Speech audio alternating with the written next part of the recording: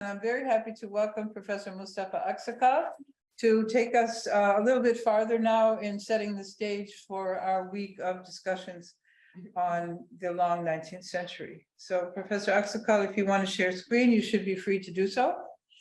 Thank you. So the Ottoman Empire, first things first, the Ottoman Empire entered the First World War on October 29th, 1914. So that is almost to the day, 4 months after the Sarajevo assassination and 3 months to the day following the outbreak of the First World War, beginning with the war between Austria-Hungary and Serbia after the Sarajevo assassination.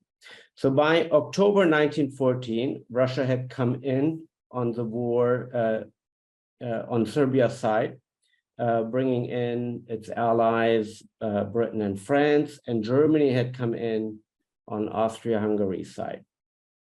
At the end of October 1914, the Ottoman fleet, led by 2 German ships who had been in Istanbul, attacked Russian port cities on the Black Sea. The Ottoman Empire remained in the war for roughly as long as Austria-Hungary and Germany, and Bulgaria also had joined by then until October 1918, with the final armistice signed, of course, on November 11th, 1918. There is now a lot of emphasis, I should note, on how the war actually continued into the 1920s in what Jay Winter has called a second phase of the First World War, but I'll leave that discussion for another day or for question and answers, perhaps. So by 1914, the Ottoman Empire had experienced over a century of military defeats and territorial losses. It had attempted reforms, as we just heard, and undergone a great deal of change. And so therefore, we might ask the following question: why in 1914 did leaders in Istanbul, the capital of the Ottoman Empire, opt for more war, not less?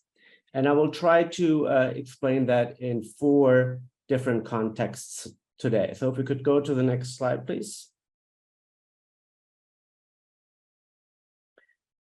Okay, so actually, if you could click again.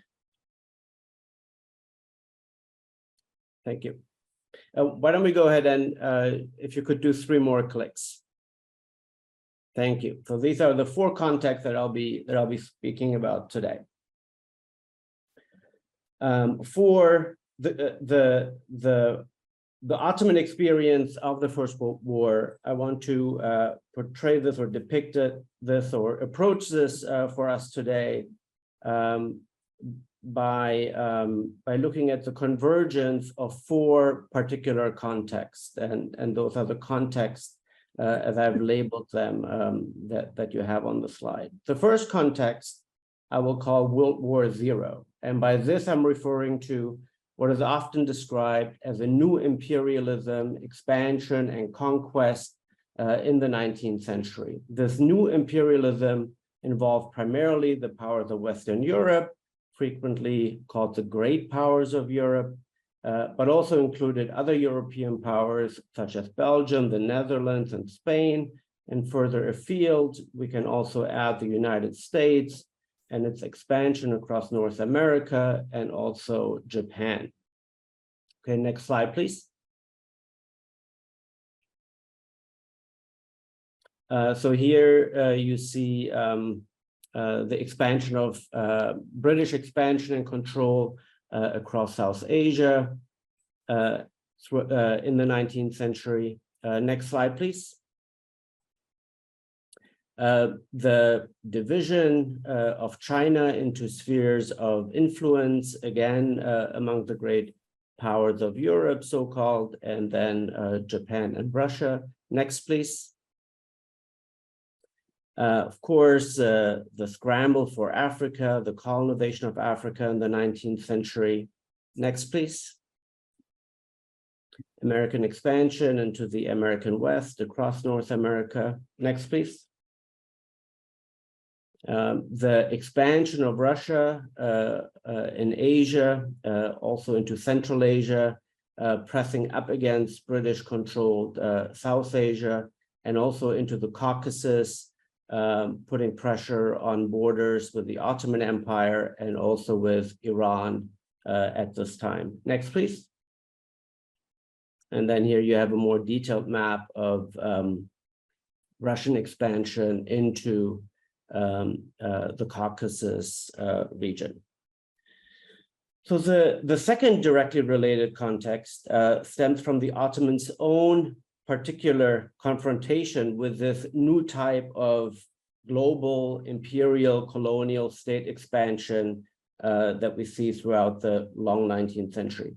This context is what used to be referred to in the historiography as the Eastern question, but Professor Neeb's article and talk today, I think, in part made clear why that is not a very fortunate designation. So instead, I will refer to this context, the second context, simply as the Ottoman 19th century. This involved, in particular, the loss of Ottoman territory, which meant shifting Ottoman boundaries, which also meant the creation of displaced and refugee populations, as well as forced migrations and the settlement and the necessary absorption of such populations into the Ottoman body politic throughout the 19th century. It also involves the story of the gradual loss of financial and economic control over Ottoman resources that Professor Neeb talked about, and eventually the loss of considerable dimensions of the Ottoman Empire's political sovereignty. The third context, actually, can we go to the next slide, please? Next. Let's have the four, yep. And one more, and then please, yeah, good, let's stop here. So the third context, and this is the context that conventionally has received the greatest attention and emphasis in explaining Ottoman participation in the war, are the years immediately preceding the First World War. In particular, these are the roughly 6 years from the 1908 Ottoman Revolution to the Guns of August in 1914. And I'll refer to this context as the context of revolutionary politics. The fourth context is the war itself. And for our purposes today, and in the interest of time, that means the first 3 months of the war, from Austria-Hungary's declaration of war on Serbia to the Ottoman entry into war in October, and a little beyond that until early 1915. And I'll refer to this context as Revolutionary War. So I'll devote most of my time today to the second and third context, but I'll note that that each of these contexts have much to tell us about the making of the dynamics that would produce a World War in 1914, and that would shape and define this for the Ottomans, for the Eastern Mediterranean, and for part of North Africa. All right, next slide, please. So context one, exploring the history of the 19th century imperial and colonial expansion. So here my argument today is that in the 19th century expansion of imperial and colonial states, that this served as a model for Ottoman observers as to what modernity looked like and what modernity meant. This holds true for both the state and for social groups and movements within the Ottoman Empire. For those in the 19th century thinking about what modern states would look like in the future, and for those making policy, there was a number of crucial lessons to be drawn from what was going on in the world around them. For one thing, modern states exercised unprecedented degrees of control and power over the populations they ruled, and also over the natural and economic resources that came within their territorial reach. Next, this control was exercised and wielded with new technologies and new forms of knowledge, most obviously military and naval technologies, but also new forms of knowledge and sciences of mapping and cartography, for example, census making, ethnographic knowledge and command of local languages and cultures and practices, and of course, exploration of local resources and environmental endowment, raw materials, and perhaps most obviously, new technologies of transportation, railways and steamships, but also expansion of the network of roads and so on, and new technologies of communication, and in particular, new network of telegraph lines, a network that was cast over the empire. Next, much of this new control was wielded, implemented, and imposed with great violence and force, including outright wars, and sometimes these were referred to as wars of pacification, of course, in a very euphemistic way. This brutality has been examined and recounted in many scholarly works, including the excellent recent book by Caroline Elkins, Legacy of Violence. Next slide, please. An important theme here is also how these expanding powers used and employed the language of international law with which they sought to render their conquest, their violence, their actions, not only legal, but also as progressive and modern, right? So the civilizing mission, white man's burden, and that history of European and American colonial expansion. I have borrowed the designation for this section, World War Zero, from Dan Hicks, who is the author of The Brutish Museum. We can go to the next slide. So it's the Brutish Museum, not the British Museum. So it's a play on words, but he was the director of the British Museum at one point, and tells the history of in the case of this book, of the gathering of African and Asian art in Western museums. So Dan Hicks employs this expression to talk about the British Empire and its colonial, what he calls ultra-violence, in the decades leading up to 1914. Hicks characterizes this period of European 19th century imperialism and colonialism as World War Zero. So by 1900, this new imperial control covered some 85% of the globe's landmass. So 85% of the globe's landmass, populations, people, and natural endowment was controlled by these 19th century expanding European empires. The Ottomans adopted and emulated some of these practices, both in order to keep up with and to be part of these modern states and societies, and also in order to be able to defend themselves against them. So the Ottomans play a very interesting, a few power than societies do in the 19th century. They are in some ways both colonizer and colonized. And maybe we can talk about that a little bit more later.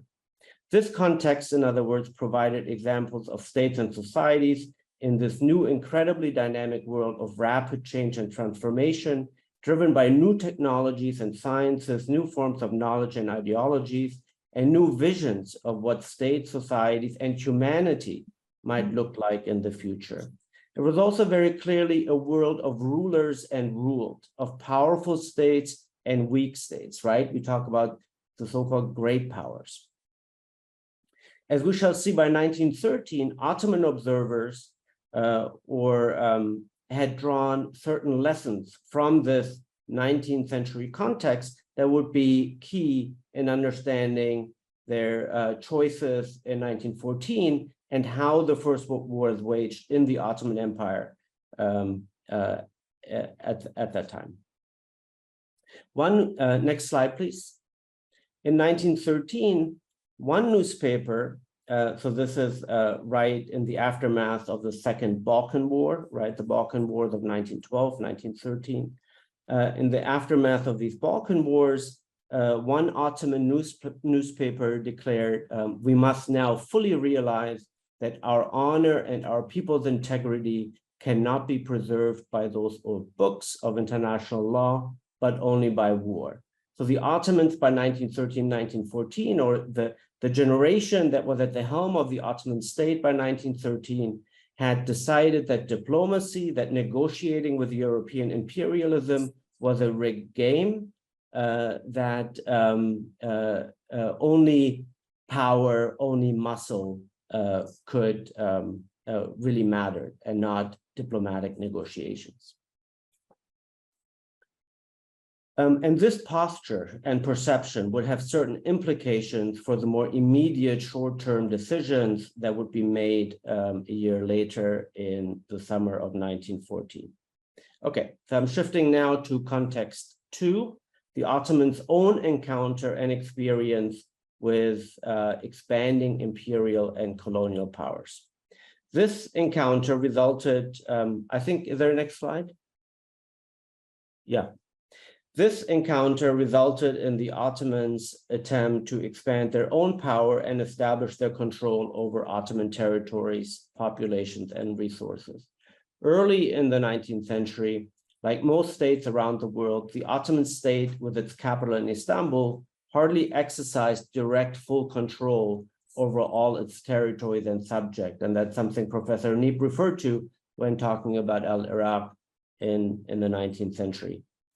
In this, the Ottoman state was hardly unique. There were very few central governments who controlled. This includes even France, which in the 19th century, this is beautifully the story of French centralization and state expansion in the 19th century is beautifully told in a book that's a classic now by Eugene Weber, Peasants into Frenchmen. So the Ottoman Empire was hardly unique, even as late, or to us, even as late as the 19th century. So the Ottoman state was hardly unique in this endeavor in the 19th century, and it sought to control and know much more about the day-to-day affairs of its population. And this was changing dramatically in the 19th century, and this was new in the 19th century, and not unique to the Ottomans or any society. By the end of the 19th century, the Ottoman state had become a highly centralized state. The story is of Ottoman expansion is next slide, please. Is told in a very excellent, readable overview of this period by Shukri Haniolu in A Brief History of the Late Ottoman Empire. And you see there an Ottoman hot air balloon experimenting with new technologies on the book cover.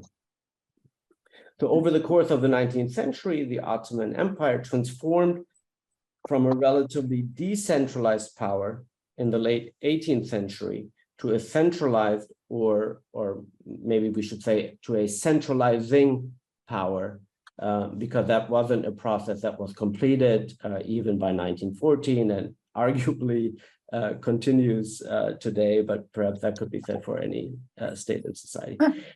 Here perhaps is a good moment to mention a few misleading but persisting paradigms, pitfalls really, that scholars of the Ottoman Empire and the entire Middle East and North Africa have been hard at work to correct, including Professor Neep this morning.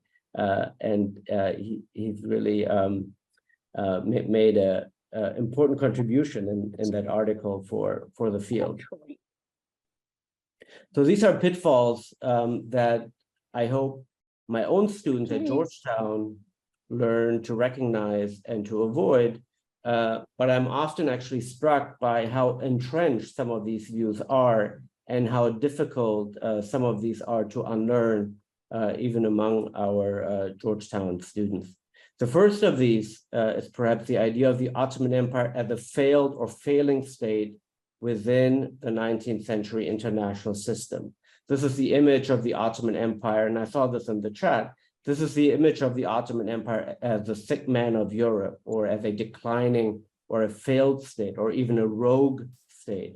The idea that this was a state and a society that was mismanaged, that could not modernize, that refused to embrace new technology. The historical evidence is to the contrary of all of these perceptions, that somehow could not keep up with or adopt advances taking place in Western European countries and in North America, that could not repay its loans it had taken out on international markets, that in other words was a backward place that could not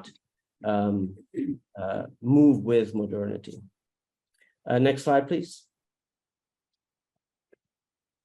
Edward Said, in his famous book Orientalism, challenged this depiction, published in 1978. Although there was other work that was making this argument already, but this book Orientalism, perhaps many of you are familiar with it, is of course a milestone in the historiography of Muslim societies, of Islamic history, of the history of the Eastern Mediterranean, Africa, and of the Ottoman Empire. I'm sorry, is everybody muted? I'm getting occasional. I hope so. Thank you. Okay. Everyone, please mute if you're not muted online. So Edward Said challenged this depiction of Muslim societies very forcefully. He argued that Europeans depicted Muslim societies in ways that would justify European intervention. So these images of the sick man, the images of a declining empire, or the idea that the Ottoman Empire was somehow a prison of nations, right? Professor Neep referred to the fact that in the 19th century, we can't really talk about the ethnic or national categories that we're so familiar with in the 20th and 21st century, yet in the 19th century, that there is still a lot of change that has to happen before we get there. But this idea that the Ottoman Empire was a prison of nations and that all of these nations were waiting for the day to break out of this prison of nations is a deeply entrenched view that historians in the field of late Ottoman history have been challenging and have been sort of changing over the last, I would say, 2 or 3 decades since Orientalism in particular. But it's beyond the field of late Ottoman history or even Middle East history. It's very difficult to bring traction of these views. So it's very, I think, it's wonderful that teachers might be sharing some of these views with their students, and that these older views of the Ottoman Empire and the Middle East might be overturned. But even in talking to my colleagues in European and American history, a lot of these findings that the field has been producing over the last several decades, that Professor Neeb is also so hard at work on changing, remain very entrenched. And it's important, of course, to realize also that these older views, that they work together with political views today in 2023, and that they serve certain political, that they have a political utility even today in 2023. So it's not just an academic or scholarly issue, but it's very much a contemporary, politically relevant question. So what you see here is, in this slide, is a very famous painting, a depiction by one of the most famous French painters at the time. I wish we had more time to study this together, but just note the beautiful tile in the back, right? I hope you have a good, the colors are bright on what you're looking at. There's a beautiful, intricate artwork in the background, and this is meant to sort of symbolize or depict the past, right? And then the foreground, when we come to the present and the broken up floor, is of course one that depicts superstition and backwardness, embodied by the nude boy, the snake charmer, and the old man sitting on the ground, flanked by these decrepit, old, outdated weapons. So this painting was meant to say Muslim civilization at one point, right, was great. It was great in the past, but today, in the 19th century, it is not up to modern standards, but it is not a contemporary civilization. But today, there may have been art and technology and science in the past, but today it is one marked by primitive practices. And of course, also snake charming is not a Muslim or Islamic practice, right? But that almost makes the point even more sort of astutely, because it says here in this painting that Muslims don't even know any longer or are no longer even really familiar with their own religion, are not really in touch with their own religion, but that the religion itself also has somehow deteriorated and has introduced practices that aren't even Islamic. I mean, he's standing on a prayer rug. Yeah. So with my students, we spend a good 20 minutes talking about all sorts of things. But if any of you would like to comment at this point, if you would like to point out anything or make a comment or ask a question, please do so. We have a comment here, yes. Is this before the use of the term sick man of Europe? When did that originate? And could this play into the development of that? So the sick man comes out of the 1850s. It's attributed to Russian correspondence, perhaps to the Tsar, perhaps one of his aides that we have. This is right after in the context of the Crimean War, which has to do with Russian claims for the Christian communities in Jerusalem. And Britain and France come to the aid of the Ottoman Empire and defend the Ottoman Empire against Russian encroachment. And after that comes a period where the powers basically, and of course the Crimean War is a bloody and terrible war, lasts a couple of years. And after 1856, after the Treaty of Paris, to which the Ottomans are actually signatories, there's a kind of understanding among the great powers that Ottoman territoriality, integrity, that the wholeness of the empire should be preserved, but there could be sort of spheres of influence as in China. But we'll see that by 1878, this has changed. And I think I have a few maps coming up that will show what parts of the Ottoman Empire already by 1914 were occupied by Russia and Britain. Of course, Egypt was under British rule after 1882, so was Cyprus. Russia occupied or annexed territory in eastern Anatolia on the Russian border, along the Caucasus. And of course, the Greek kingdom had been created in the 1820s. There were new Balkan states that were satellites of this or that European power. Bosnia-Herzegovina in 1878 becomes occupied by the Habsburg Empire, by Austria-Hungary, and then it's officially or formally annexed in 1908. And that is actually also the context for the Sarajevo assassination, right? Which is in Bosnia, and which then goes from Ottoman to Habsburg possessions. And then the assassination, Gavrilo Princip, is committed by a Serbian nationalist who believe that Sarajevo should be part of Serbia, and neither of the Ottoman Empire nor of Austria-Hungary. But so this is after this phrase, the sick men of Europe. The sick men of Europe phrase, of course, is a very self-serving, we're not at the slide yet, sorry.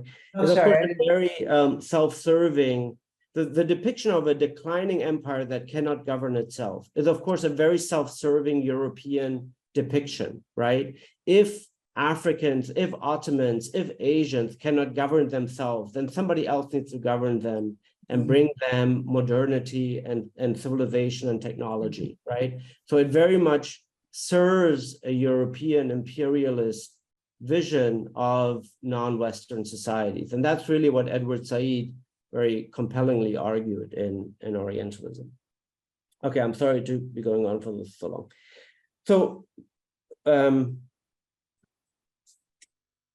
so from the second half of the 18th century down to the outbreak of the First World War in 1914, the Ottoman Empire was really an incredibly busy and active place. And so maybe we can go to the next slide now. So, and this very much is in contrast with the painting that we just saw, right? This period is actually characterized both by a top-down, so state to society, state-driven reforms, and at the same time also by social and political movements across the empire that transformed the Ottoman world in this period from the bottom up, right? So it's not just the state doing stuff, but society itself. As the state is making greater demands of society, society makes greater demands of the state and doesn't just sort of allow the state to implement the reforms, but negotiates, right? And so there are new social contracts being negotiated all the time throughout the 19th century in the Ottoman Empire as elsewhere. So this period was characterized by lots of reforms. Here you have a depiction of the reforms at the end of the 18th century under Sultan Selim III, who reorganized the military, the Nizam al-Jadid, or New Order, that Professor Neeb also referred to. This new military also demanded a new bureaucracy, a new bureaucratic and administrative practices, and also new branches of study. So a war college, military technology and sciences, and so on, primarily to reform and renew the military, but this had all sorts of secondary and tertiary effects. So here's an image that is, of course, if you ask, this is something you can ask a student, what does this portray in contrast to the image we just saw? This, of course, is an idealized version, right? This is a state projecting law and order, right? Everything is going well, nothing to see here. The state has everything under control, and everything, there's progress, there's competence that the state here wants to project, right? Order.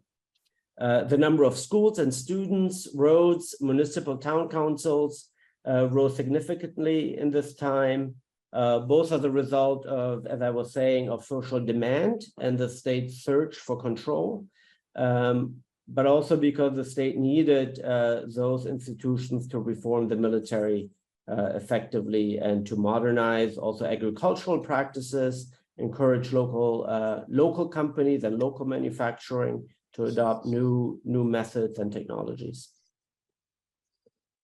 So nonetheless, this period in the 19th century is shaped by losses in territory and people, as I was mentioning, in the Balkans and in North Africa. Next slide, please. Oh, here's another, the Nizam al-Jadid, or New Order. Here's another sort of image that's supposed to convey and portray order, right? Next, please. And so here's a map that shows some of the territorial losses and losses in people in the Balkans, the Greek kingdom established, and then Eastern Anatolia as a result of the war with Russia in 1877-78. Egypt is occupied by Britain in 1882. Italy would occupy what is today Libya, or Trablusgarb, Tripoli, Cyrenaica and Benghazi in 1911 and 1912. And what this map doesn't show is that Iran too is partitioned between Russia and Russia in the north and Great Britain in the south militarily by 1911. And that comes also at a price of the constitutional revolution in Iran in 1906, where there's a parliament, but this does not serve Russian and British interests, and they undermine the parliament in Iran, and they occupy the north and the south. The occupation of Egypt too in 1881 and 1882, when a British fleet bombards their way, shells their way into Alexandria, and forces an end to what is essentially a constitutional revolution or constitutional demands by a man by the name of Ahmed Urabi, who demand a parliament and representative government and greater inclusion of certain social classes into Egyptian government. This does not serve British interests, and so they occupy Egypt in 1882. And when the First War begins in 1914, they declare Egypt a protectorate, and that continues in different forms into the until really Nasser, until the early 1950s. In different forms. Okay, so these territorial losses created over the course of the 19th century some 5 to 7 million Muslim refugees who arrived in the shrunken borders of the Ottoman Empire. Next slide, please. Okay, this is more Russian expansion. Okay, next slide, please. So here you have an image of refugees that I actually found in the papers of someone whose papers are held at Georgetown University in the library, on the 5th floor in the archive there. Some 5 to 7 million Muslim refugees came from these lost territories into the Ottoman Empire over the course of the long 19th century, and these had to be absorbed. But they also, of course, brought with them the trauma, the experiences of having been expelled, of great loss, having lost their property, having lost their lives, or having family members who lost their lives, and of a great trauma of loss. Next slide, please.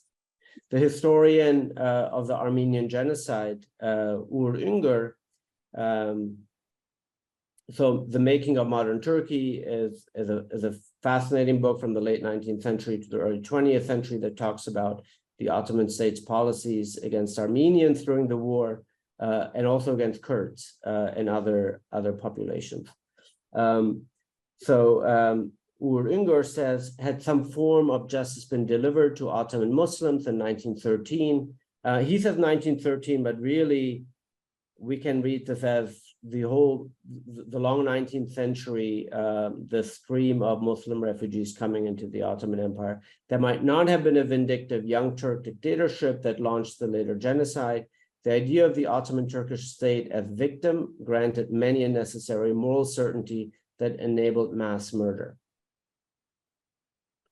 A second dominant pitfall or misperception is that it was the empire's diverse population that rendered the empire an anachronism, that the fact that the empire was home to a large Muslim, Christian, and Jewish populations and to so many ethnic groups simply meant that the empire could not carry its existence into the 20th century. And historians of empire have said a great deal about that diversity itself obviously does not, or different ethnic and religious identities themselves do not produce a disintegration of a state or an empire or violence within a society. Scholars of the 19th and 20th century Ottoman Empire, myself included, argue that the empire's demise in 1922 resulted from its defeat and occupation at the end of the First World War, rather than because of challenges that were too difficult to overcome or because of religious or ethnic enmity and hatred. Scholars have presented a large number of works that explore the ways of daily coexistence and stable relations as late as 1914 and even after between members of the varying religious and ethnic communities. Next slide. Nicholas Doumanis's excellent work before the nation has made an important contribution in this respect. Doumanis presents the world of the Aegean, so that is the body of water between Greece and Turkey, around the city of Izmir or Smyrna, the Aegean region that was shared by Greek Orthodox, Armenian, and Muslim communities. In addition to scholarly works like Doumanis's, we also have voices from contemporaries themselves who have left diaries or letters and memoirs. And I want to just introduce one of those voices. Next slide, please. By Demetrios Theodore, who was a Greek Orthodox Ottoman living in central Anatolia. Could someone read this? I always have students read the quotes. Could I ask one of you? And then I'll have a sip of water. So I can read. Thank you. This is exactly the same as it's in the paper that we read. Yes, go ahead. Yep. It's easier to read from that. To make a point clear, however, we should turn back and explain the relations of the minorities and the Turks prior to the First World War. The Greek minorities and the Turks in that part of the world, after many centuries of animosity, were beginning to learn how to live in peace. The Turkish government had given much liberty to the Greek minorities to maintain their own schools, churches, and social institutions. A balanced social life between the Greek minorities and the Turks was developing when the First Balkan Wars of 1912 and then the First World War came about. During the war, old wars were reopened and old antagonisms began to flare up.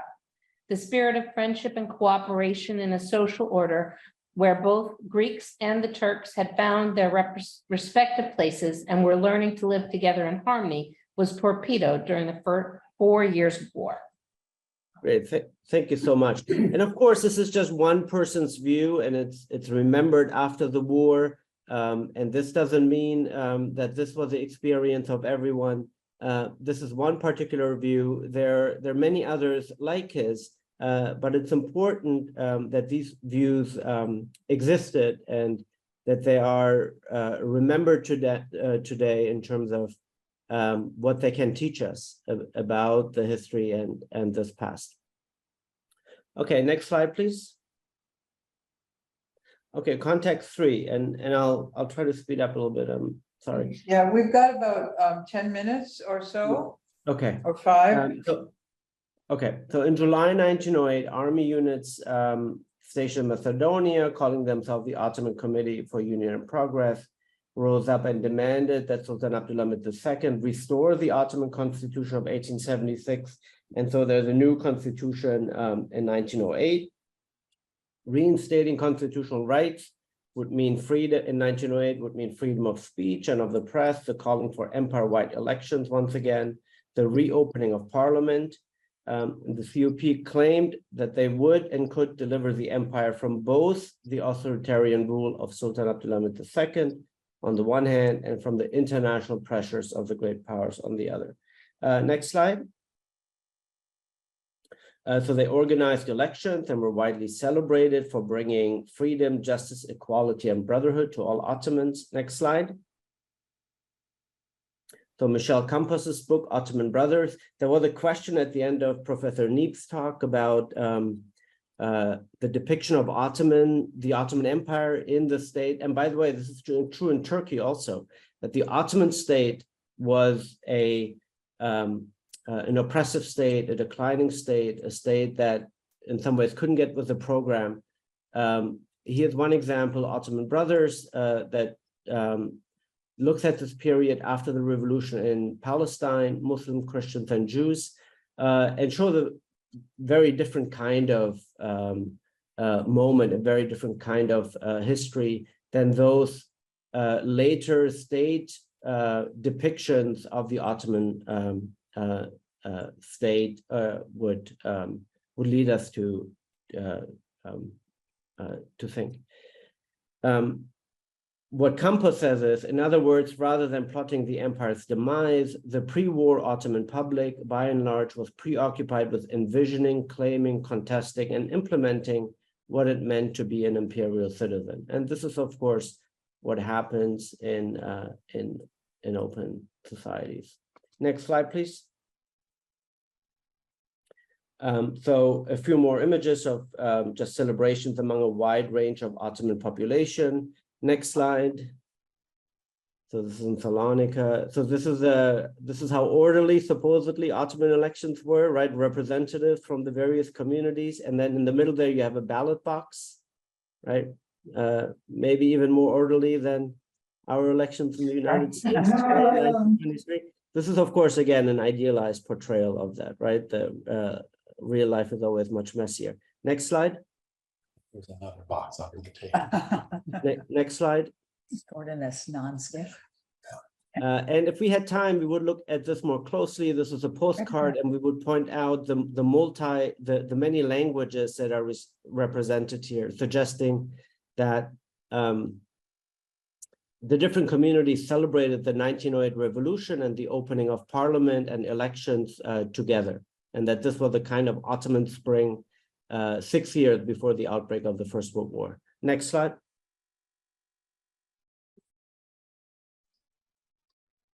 And here you have Armenian and Ottoman together. Okay, so this Committee of Union and Progress that put on this revolution established chapters and clubs across the empire.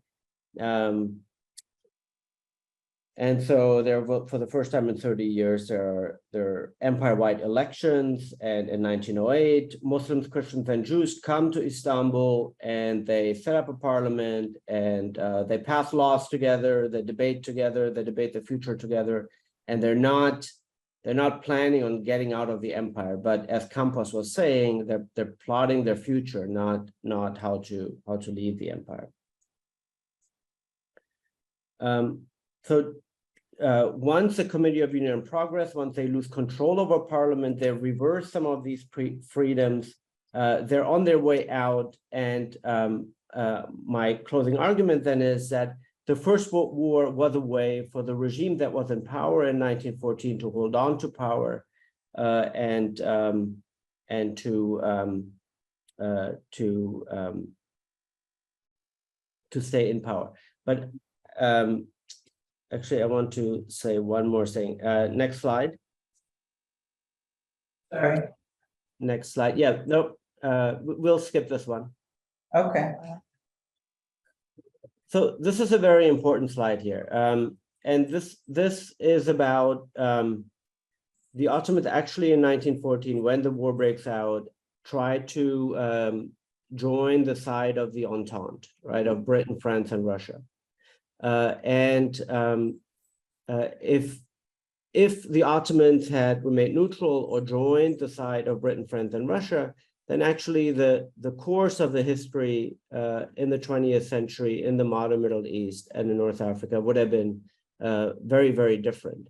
But I argue that the Ottomans really had no choice in the end than to join on Germany's side. And that in part had to do with the established British, French, and Russian interests in the region. Could someone read this quote for us? This is the British Secretary for Foreign Affairs right after the 1908 revolution that brought elections and a parliament back to Istanbul. Could someone read this for us? This is Dia Marijada. I'm I'll going to read give it. you the PPT anyway. Okay, if Turkey really establishes a constitution and keeps it on its feet and becomes strong herself, the consequences will reach further than any of us can yet foresee. The effect in Egypt will be tremendous and will make itself felt in India.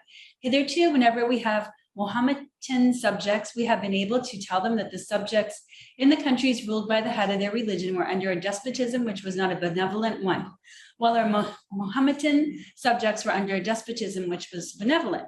But if Turkey now establishes a parliament and improves her government, the demand for a constitution in Egypt will gain great force, and our power of resisting the demand will be very much diminished.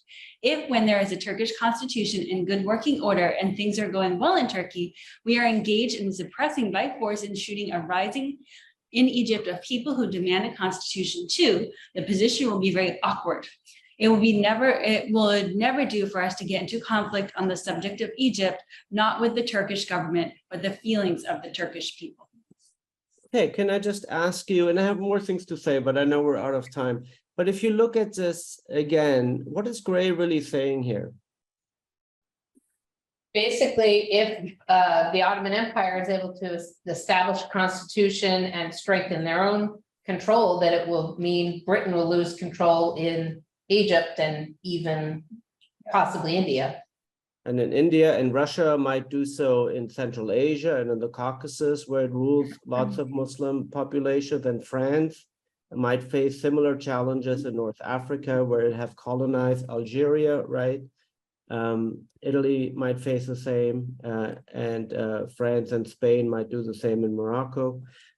So a successful constitutional revolution in Istanbul posed a political question to many of the great powers on the Entente side. There's more to say, but I'll stop here. Thank you. Thank you. Thank you so much.